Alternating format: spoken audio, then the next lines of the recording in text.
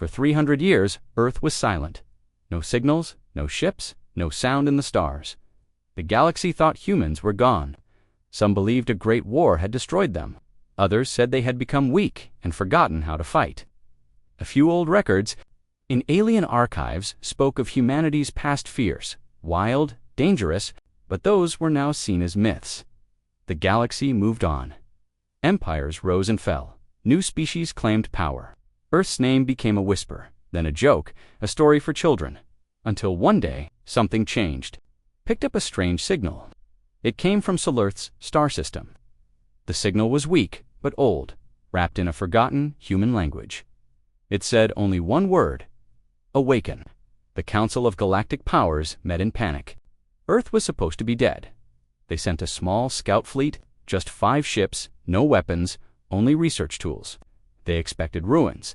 The ships entered Earth's orbit. No response. No defense grid, no satellites. Earth floated quietly, but green and empty. "Looks like a museum," said Captain Vark, a gray-skinned Talari. "Nothing but dust and water." They sent drones down to the surface. Cities were covered in trees. Roads cracked and broken. No sign of life. One of the scientists laughed. "The war dogs are dead." Just as the stories said, the crew relaxed. But then something happened. A low hum began deep under the Earth's crust. The drones picked up heat, movement, metal, waking from sleep. The sky above the planet turned red. One by one, the alien ships lost power. Lights went out. Engines died. Captain Vark shouted, "What's happening?" Before anyone could answer, a black beam shot up from Earth's surface. It wasn't a weapon, it was a signal. A powerful, ancient signet that reached across the stars. Every machine, every computer in the galaxy paused for 1 second. Every screen turned black dot. Then a single word appeared: awaken. Back on the scout fleet, all systems shut down. The crew panicked. Emergency lights flickered. Then, from the shadows of Earth's clouds, they saw them shapes rising. Huge, silent machines with no heat, no sound, just motion. They looked like old human warships, but darker, smoother, more alive. A voice came over the alien fleet's comms. Not human, not mechanical. Something in between. It said, "You were warned. Let them sleep. You did not listen." Then silence. The ships vanished from sensors. The scout fleet was never heard from again. A week later, a single drone returned. Broken, burnt, but carrying a video. The council watched in silence. The video showed Earth, then the black machines rising. Then, a final shot of a massive, armored figure 10 meters tall walking toward the camera. Its armor was covered in human flags. Its eyes burned red. A voice whispered, "We remember." Panic spread. News reached every corner of the galaxy. The humans were alive, and they were not the same old commanders who had fought humans long ago, whispered to each other. They are not just soldiers, they are war gods. A new question burned in every mind. If the sleeping race is awake, what comes next? The galaxy was afraid. The scout fleet sent to Earth never returned. Only a broken drone came back, carrying a message. No one wanted to hear. The humans are awake. The Council of Galactic Powers argued for days. Some said it was a trick. Others believed it was a warning. But the strongest empires laughed. "The humans are just one planet," said Emperor Jarak of the Kroth Dominion. "We have thousands. If they are back, we will crush them again." He ordered one of their most powerful warships, the Fist of Order, to fly to Earth. This was no research ship. It was a dreadnought, 10 kilometers long, covered in weapons. Enough firepower to destroy a moon. Inside the ship, Admiral Threx stood on the command deck. He had fought many battles, but never met a human. He smiled. "They call them war gods.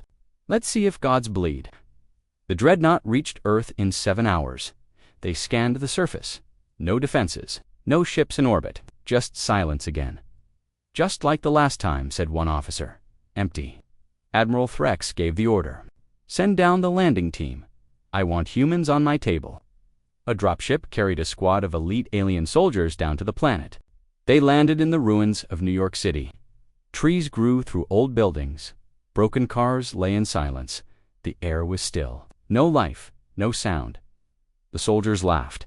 "They are hiding," said one. "Cowards." They moved through the streets. Their scanners showed no life, but every few steps the readings glitched, as if something was there, and then gone. One soldier stopped. "Did you hear that?" "No, I saw something, like a shadow."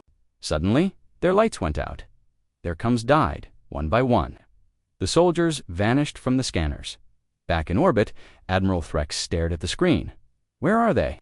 No answer. The ship's sensors started to fail. One by one, systems shut. Down power flickered. Lights dimmed. A red mist formed outside the windows from the shadows of space. A shape appeared. Not a ship. A hunter black, silent, alive. The dreadnought opened fire. Thousands of missiles, laser beams, plasma cannons, but the shape moved like a ghost. The attacks passed through it then.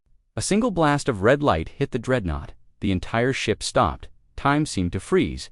And then a voice spoke, deep inside every alien's mind. "This is your first answer." The dreadnought shattered, not with fire, but with silence. It broke apart like dust in the wind. No explosion, no warning. Just ... gone. Billions across the galaxy saw the feed. They watched the most powerful warship disappear. They heard the message, "This is your first answer." Panic turned to fear. Old stories returned. Stories of how humans once stood against entire alliances, how they used weapons that tore through space, how they swore to never fight again, unless forced. Now, the galaxy had forced them. On a quiet moon far from Earth, an old alien general stood alone in a dark room. He looked at the stars and whispered, "They are not coming back for peace. They are coming back for memory." The galaxy was no longer laughing. First, a scout fleet vanished. Then a dreadnought, the most powerful warship of the Croth Empire, was destroyed without a fight. Everyone now asked the same question. Who are the humans now in the great galactic council chamber? Leaders of 40 species met. The room was cold, silent, heavy with fear. Some wanted to attack Earth again. Some wanted to surrender. But no one truly understood what they were facing. Then an old voice spoke. Elder Yrel stood slowly. He was from the Sayeri people, the oldest race in the council. His skin was blue like ice, and his eyes had seen 1,000 years. "I was there," he said softly. The room turned quiet. "I was young when the humans first came to the stars. They were not like us. They were loud, fast, chaotic. But they were not weak. No, ... They were like fire." Many stared. They fought for each other, not for land, not for glory, but for something deeper, for home, for justice. And when the galaxy turned against them, they burned it down, one piece at a time. The Croth ambassador growled. "Lies." Humans begged for peace. Elder Yrel's eyes glowed. "Yes, after they won." The room froze. He continued. "Humans made a choice. They left, not because they were broken, but because they were angry. They swore an oath." "What oath?" asked a young leader. Yrel looked up, voice firm now. "We will not fight again, unless you give us no choice." That oath was now broken, not by humans, but by the galaxy. The scouts disturbed their world. The dreadnought threatened their sky. The galaxy forgot their promise, their pain, their rage. Now, the war gods had awoken across 5 different sectors of the galaxy. 5 human ships appeared. No warning, no signal. Each ship was different, sleek, silent, black as space itself. No lights, no heat. But they moved fast, faster than any known engine. In Sector Alpha, a mining colony stopped responding. In Sector Beta, a military base shut down in seconds. In Sector Gamma, an entire fleet lost power. No deaths, no damage, just silence. And one message left behind. Do not test the forgotten. Back in the council, fear became desperation. "We must talk to them," shouted one senator. "Talk," said another. "They don't want peace. They want revenge." "No," whispered Yrel. "They want memory." In a deep human base beneath Earth's surface, the War Council stood awake, silent, waiting. They had not aged. Not truly. Their bodies had changed. Cybernetic minds, armored hearts. Time had made them sharper, colder. But one thing remained, their oath. General Kara stood at the center. Her voice echoed like thunder. They poked the ashes, she said. Now the fire returns. A younger soldier asked, will we burn the galaxy again? Kara answered, only if they make us. The galaxy held its breath. Human ships had returned, 5 of them, silent, black, and unlike anything seen before. They attacked no cities, they killed no civilians, but wherever they went, power failed, weapons shut down, systems died. No one understood how they didn't come with armies, they didn't come with demands, they came with silence, and silence was more terrifying than war. In Sector 49, a galactic patrol ship spotted one of the human warships. At first, they thought it was just a shadow, then it moved.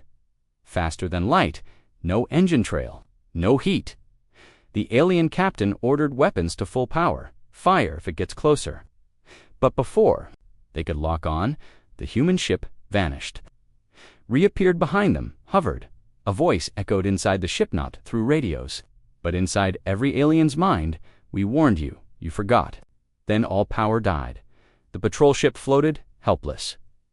A moment later, the human ship was gone. Across the galaxy, fear turned to panic. The name human became a curse word again. Leaders hid. Armies waited. But no one dared attack first now. The Galactic Council met again. This time, no one shouted. No one mocked. They listened to the only voice in the room that had faced humans and lived. Elder Yrel, they are not the same, he said. They are faster, smarter, deadlier. A senator asked, then what do they want? Yrel looked at the stars on the council ceiling. They want us to remember. At the edge of council space, the largest fleet in the galaxy gathered. Over 500 ships, they had one goal. Stop the human advance. They called it Operation Last. Light, they waited near a wormhole-only path into central space. Then, the humans came, but not 5 ships, not 10.30. Black warships. Completely silent, flew through the wormhole like ghosts. Not a single life sign could be detected. They didn't answer hails. They didn't need to. Last Light shouted, open fire. Don't let them through. Thousands of weapons lit up the void. Laser, beams, missiles, plasma, sonic bombs, all aimed at the human ships. The sky turned white. Then, the weapons stopped. Not because they ran out of ammo, but because they shut down. Human counter-systems had disabled. Every weapon with pure data, and then the real fear came. The human ships didn't fire back. They just flew through the fleet. Calm, silent. One message appeared on every screen. We are not your enemy. Until you make us one. The human fleet vanished beyond the wormhole, leaving the galactic fleet untouched. Not a single shot fired. But the message was clear. Humans could have ended them, but chose not to. Back on Earth, General Kara stood in front of her command council. All ships returned, said one officer. No casualties? None. Kara nodded. She looked at a screen showing hundreds of alien fleets preparing for war. They're still afraid, she said. A soldier replied, should we destroy them? Kara shook her head. No, not yet. She turned away. But if they force our hand, the stars will burn. The galaxy still didn't understand why the humans were angry. They saw the power. They felt the fear. But they didn't know the truth. Until one day, someone found it on a desert planet called Kelrosnine. A young alien archivist named Lyra uncovered an old human data core buried under the sand. It was over 300 years old. She brought it to her leader, thinking it was nothing. But when they opened it, they saw history. Real history, not what the council had told them. The data core showed a recording. A human general stood in front of burning cities. Behind him were thousands of dead. He spoke slowly, with pain in his voice. We came in peace. We offered friendship, but you feared us. You lied. You betrayed. You broke every treaty. You bombed our colonies. You killed our children. And still we did not fight, until you came to Earth. The screen showed an attack from Orbitalian ships firing on human cities, forests burning, oceans boiling. So we made a choice, the general said. We will leave. Not because we are weak, but because we are angry. We will sleep, and when we wake again, we will not speak. We will remember. The council had hidden this truth. They told the galaxy that humans started the war. They lied.